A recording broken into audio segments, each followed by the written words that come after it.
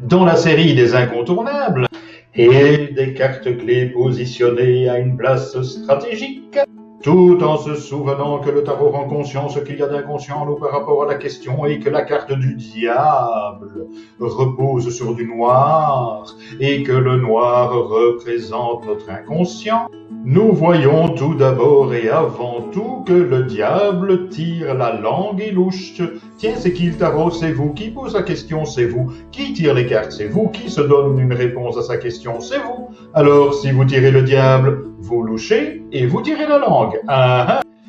Et si on se souvient que par les 153 017 mots-clés de la carte du diable, il y a tout ce qui est en lien avec des dualités, avec de la manipulation, avec des abus de pouvoir, avec des assuétudes, et que par rapport à toutes ces choses-là, on louche et on tire la langue. Quand on louche, on voit double, on voit trouble, et quand on tire la langue, c'est qu'on se fiche de.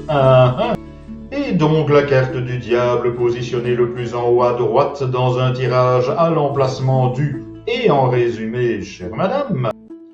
Eh bien, en résumé, vous l'aurez compris, on louche et on tire la langue. Le tout est de déjà savoir à qui est-ce qu'on tire la langue et par rapport à quoi est-ce qu'on louche, ou on voit trouble, ou on voit double.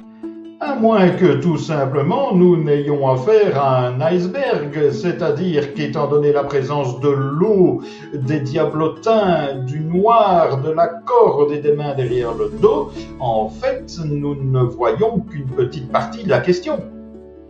Et oui, quand on louche et qu'on voit double et qu'on voit trouble et qu'on tire la langue en plus, rien n'est jamais simple. Envie d'approfondir la chose? Eh bien, on se retrouve sur un de mes sites.